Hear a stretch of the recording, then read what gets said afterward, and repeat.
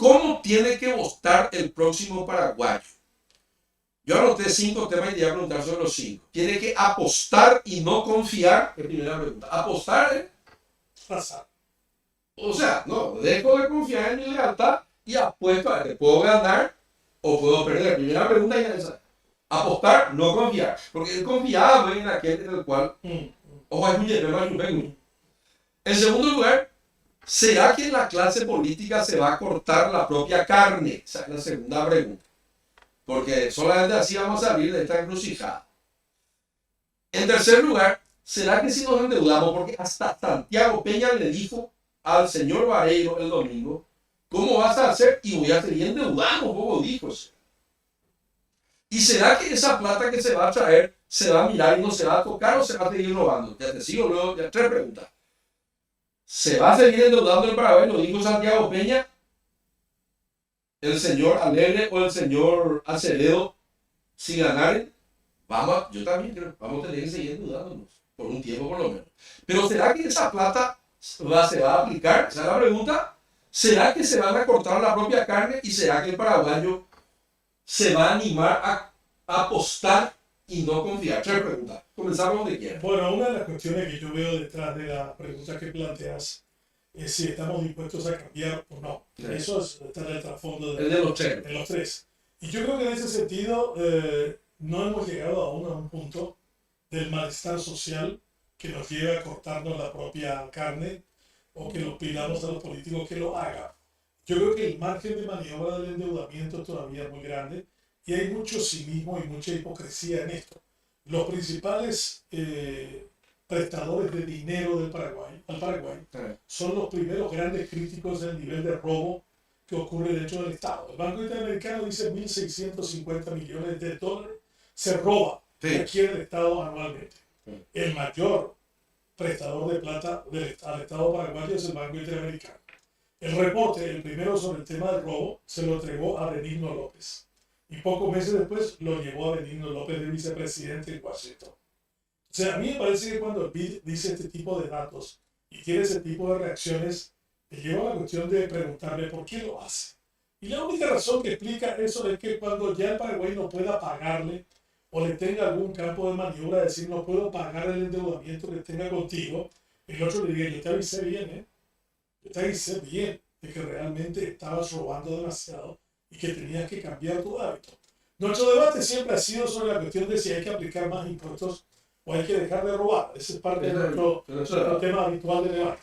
Yo creo que si drásticamente reducimos los niveles de robo en el Estado de las licitaciones públicas, me decía uno de los más grandes vendedores del Estado paraguayo, en la mayoría de los casos de Benjamín nosotros ponemos un 30% y a veces más del valor del producto de la licitación. Ganado ya. Ya. El 10% porque es lo mínimo que te piden para liberar el cheque. El procedimiento de liberación de cheque, vos no sabés lo que es. Tenés que hablar desde el presidente al ministro de Hacienda y te puede trancar otra vez mitad y ese que rompe el cheque y te paga. Ese tipo, todo forma parte de una cadena de corrupción que voy a tener que tener aceptada la cadena para que realmente puedan lograrlo. Después, con esos niveles no podemos dar más que un producto de segunda o de tercera y a veces de cuarta.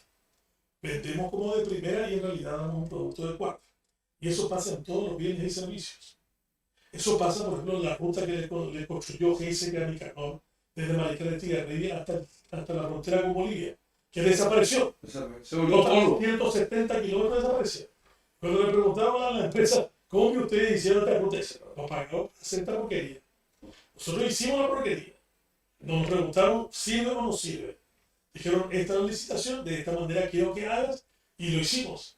Entonces, el nivel de confabulación del sector privado o del sector público es también altísimo y que tiene que ser cortado y tiene que ser verificado. Yo considero que el sector público debe encontrar un punto con el sector privado, decirnos 1.600 millones de dólares es una barbaridad. Y llegar a una situación como la de Fernando Enrique Cardoso, que le dijo que, por favor, que el robo sea de un dígito. No del 10, 11, 12, 5, que sea 9, pero que sea de un dígito. Quizás si pudiéramos pedir también un nivel de respuesta de ese volumen, estaremos avanzando algo. Y creo que el ciudadano terminará votando en función de lo que se le plantee. y de las circunstancias que le aparezca, va a terminar apostando y no tanto más en aquel que confió. Al menos eso es lo que espero. Puede apostar. ¿Sí? Ahora, el que tome el poder se va a cortar la propia carne. No creo. Simplemente lo que va a Se hacer debe pedirle al planillero. Sí, no, eso, yo creo que lo primero es dejar de robar en un porcentaje alto. A Es un decir, de sí. 1.600 millones, esto se va a robar 800. Y el siguiente año va a ser 600. Y el siguiente va a ser 400. Y en el quinto año va a ser 0. Ese va a ser nuestro éxito más grande. Y con el 1.600 millones de plata que no se roba, vamos a mejorar extraordinariamente el Estado, que fue el modelo del ministro de Hacienda de Bukele en El Salvador. ¿Así? Claro. Eso hizo. Claro, dejó de robar el porcentaje alto que se robaba y comenzaron a mejorar mucho las cosas. ¿Vos crees que cuesta demasiado arreglar el problema sanitario del país? No, ese es un problema de 800 millones de dólares. El de salud es 1.000 millones. Y 1.000 millones de dólares entre los dos, lo que se roba, ya tenés para salud, ya tenés para educación. El resto podés todavía seguir generando en otros sectores. Claro. Y por supuesto, de los 850.000, un amigo me dijo también desde adentro, nos golpeas mucho de cantidad a los empleados públicos. No hay que hacer más eso. Finalmente el Estado lo único que hacemos nosotros es el IPS. Nosotros somos parte de la seguridad social, ¿no? ¿Dónde voy a trabajar? Si no trabajo en el Estado. No, pero ellos no tienen IPS. No, son el IPS. El Estado paraguayo es la seguridad social de ellos. Ya. Yo lo tomo por ese lado. Ya. No, y otro tema que también, por ejemplo, cosas pragmáticas que pueden ser resueltas. 110 millones de dólares contrata el Estado para seguro privado a sus empleados públicos. Hacer un IPS del sector público, como tiene México. México tiene IPS para empleados públicos. Aparte. Con eso, con un año de lo que vos le pagás a las empresas privadas, vos construís el hospital que necesitas. Eso no ni hablar. ¿Y por qué no lo hacemos? Y bueno, la solución. Tengo algunos activos que el Paraguay tiene y que creo que pueden darnos la solución. Yo creo que hay una gran oportunidad geopolítica. Yo te voy a tirar una solución y quiero que me hagan comentarios. Segundo es inversión versus deuda. Quiero tu comentario y ahí vamos a ir cerrando. El fin de un ciclo, que te voy a comentar enseguida. Migración de capitales y el patrimonio natural. ¿Qué es la oportunidad geopolítica? Este es un momento en donde Estados Unidos está buscando aliados. Más aún, si decimos que todavía no caímos en lo que es Bolivia o en lo que fue este señor lamentable en Perú o Chile, yo creo que Estados Unidos y Taiwán detrás, nosotros le tenemos que sacar más que el jugo a Taiwán. Hay una gran oportunidad geopolítica en esta guerra entre Rusia, que parece que salía con China. Nosotros tenemos que decirle a los norteamericanos, no quiero más que me prestes plata, quiero una inversión externa directa.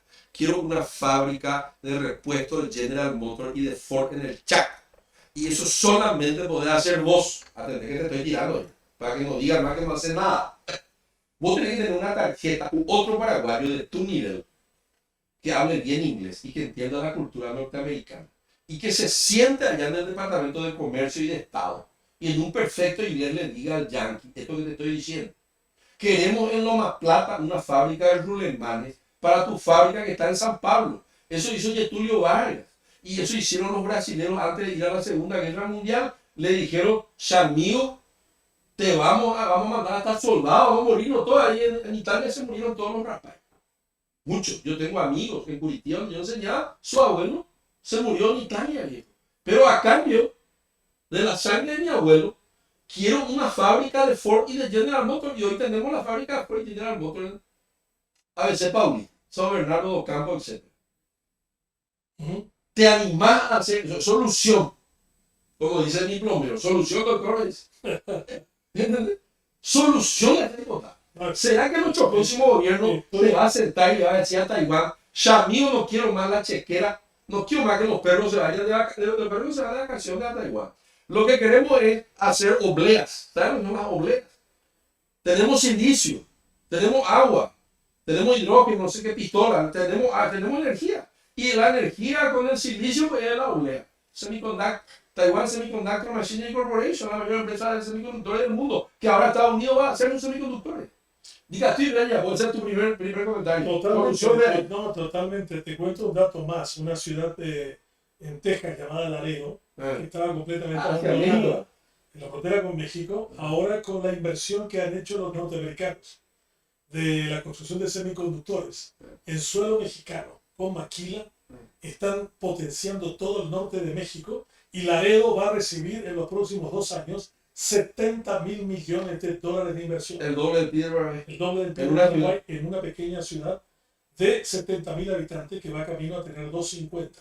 Se están construyendo autopistas, aeropuertos, todo para el boom de la nueva ciudad que se llama Laredo. Y la razón es que las empresas americanas han sacado su inversión de China por no ser confiables. Porque realmente hacer negocio con los chinos había sido que no era el gran negocio que siempre se suponía. Que no administraba responsabilidades globales como el tema del COVID. Que cuando tuvo en octubre, avisó recién el 31 de diciembre, cuando aquello ya había sido Ni tapabocas no teníamos. Entonces los chinos están asustados. Bueno, primer tema. Entonces creo que es una oportunidad enorme para Paraguay, coincido contigo. Bueno, y yo Hay creo que que ir a hablar, un equipo. hay que hablar con los norteamericanos y hay que hablar Esa es la solución. y buscar la solución. Segundo tema.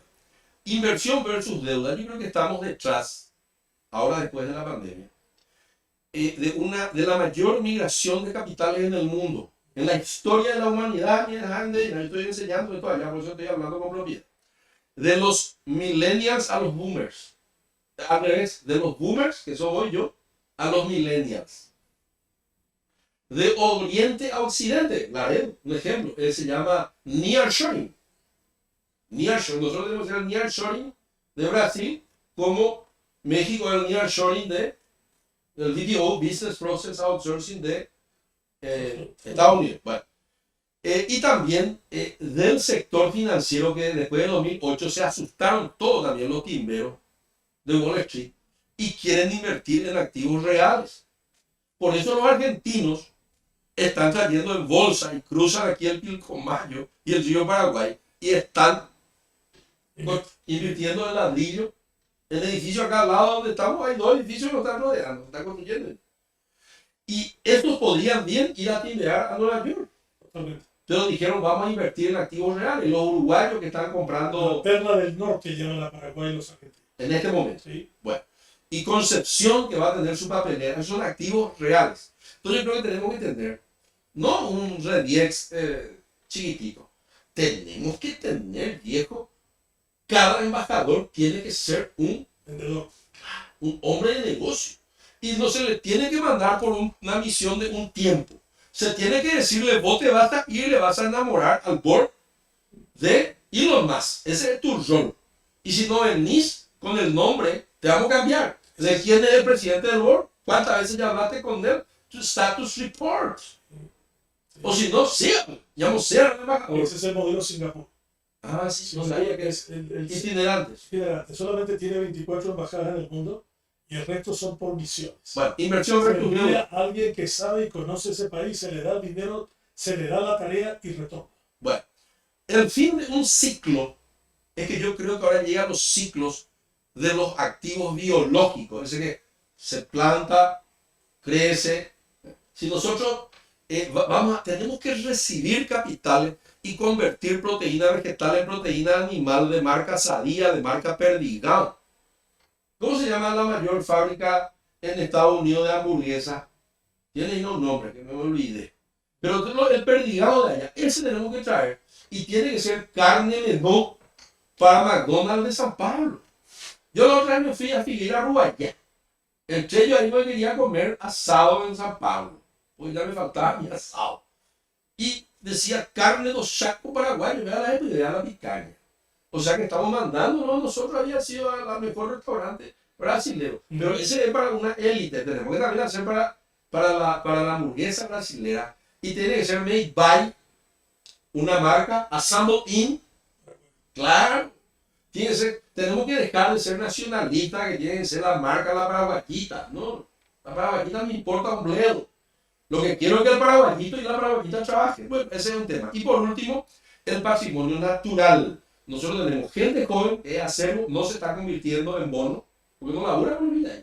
Y tenemos agua, tenemos sol, tenemos tierra fértil, tenemos lluvia, etcétera, etcétera. Pero que lo estamos también depredando.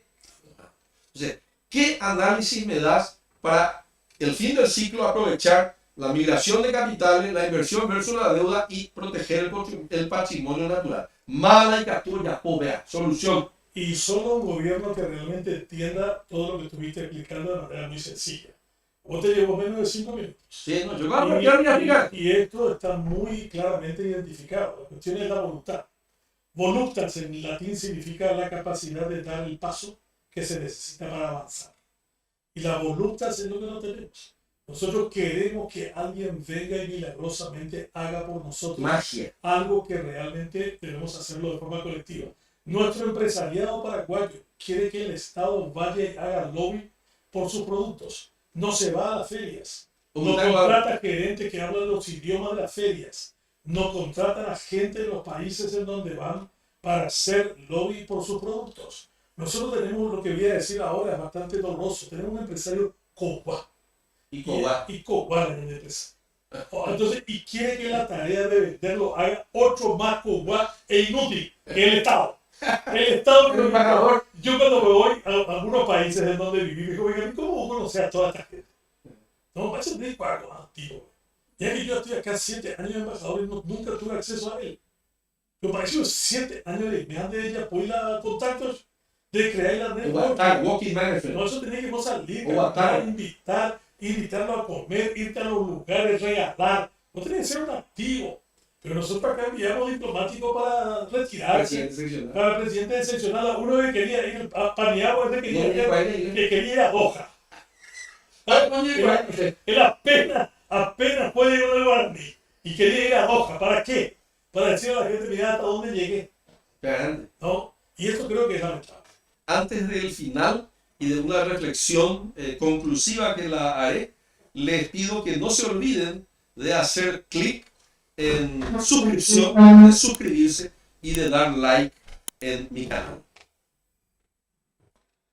A modo conclusivo y antes de que se retire mi amigo Benjamín, quiero repetir un poco cuáles son los 2 elementos que yo considero que hacen estructuralmente a nuestro país inviable y sobre los cuales estuvimos conversando hoy de tarde.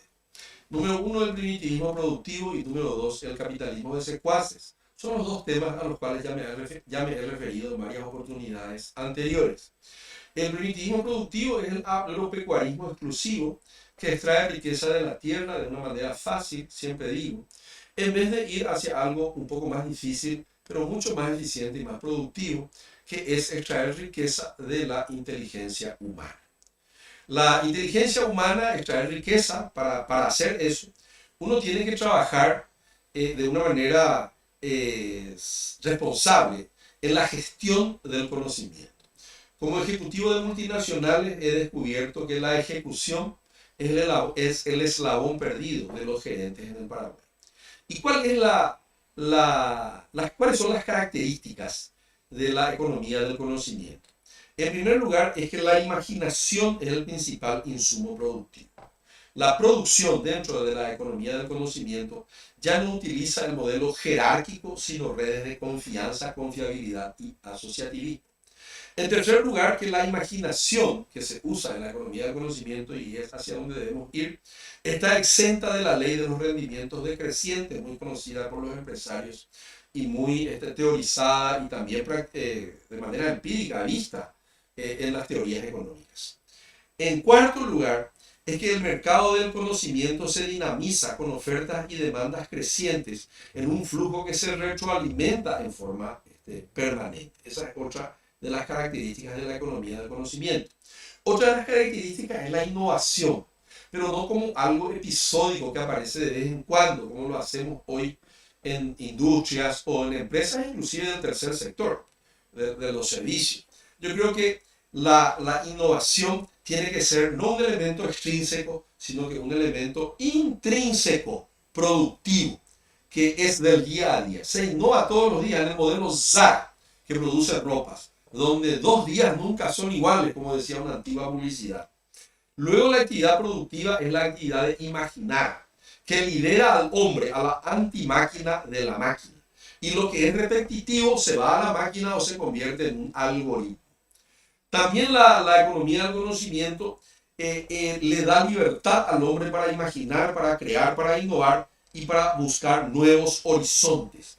Ese tipo de economía es la teoría del cambio, hacia la cual la educación paraguaya debe llevar a los jóvenes, primero a los niños y después a los jóvenes. Ese es el cambio rupturista, y acá Benjamín me está escuchando, el que sabe que los paraguayos somos penúltimos en las pruebas de PISA, detrás de Haití. Tenemos un 45% más o menos de deserción y nosotros solo el 85% de nuestros niños están matriculados. Y si nosotros queremos cambiar esa realidad para ir hacia la economía del conocimiento, tenemos que hacer únicamente estos cambios rupturistas.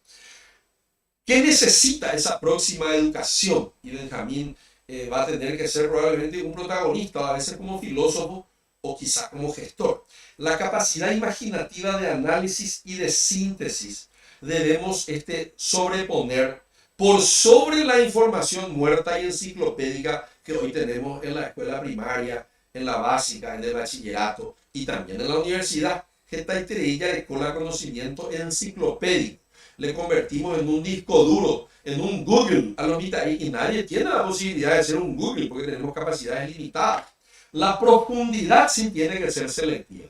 Conforme a la teoría de Gardner de las inteligencias múltiples, tenemos que descubrir cuál es el talento de cada joven y en eso tenemos que profundizarlo. Si uno es bueno para la matemática, que en eso sea muy bueno. Si alguien es bueno para las artes, que sea un buen artista, muy buen artista. Si alguien es bueno para los deportes, pues que sea un eximio deportista. Y no que todos seamos malos generalistas. Hacia eso es hacia donde debemos ir. La educación también tiene que ser cooperativa, no la juxtaposición de la era industrial, de autoritarismo, jerarquías e individualismo competitivo, como nos contaba Benjamín, donde aplaudimos si alguien se aplaza. Aplaudimos si yo soy mejor egresado y le puedo codear para que el otro no sea, que es la cultura paraguaya. No, en las escuelas donde mis hijos estudiaron en Curitiba, yo no había mejor alumno. Todos festejaban de que todos habían se graduado, como se dice en portugués. Y la educación dialéctica tiene que llegar al Paraguay, viendo todo siempre desde dos o más puntos de vista que deben ser obligatoriamente antagónicos y contrastantes. Y con esta conclusión final, quiero dejarle a Benjamín para las palabras también de despedida. Bien, yo creo que la reflexión tuya es bastante sugerente y desafiante, Víctor. Creo que detrás, especialmente la cuestión educativa, que es un tema que a mí me apasiona y creo que es la clave, que es la madre del borrego. Aquí está la causa de nuestros problemas y las veces que hicimos bien la tarea no salió bien como país, como sociedad. Hubo periodos exitosos con gente, por ejemplo, como Ramón Indalecio Cardoso, cuyo método pedagógico todavía lo usan en algunos kibushines en Israel. Y que acá nosotros no hemos tenido la capacidad de seguir sosteniendo lo bueno, que es una cosa que quizás te faltó en tu expresión. Hay muchas experiencias que han sido positivas y no le agregamos valor a eso.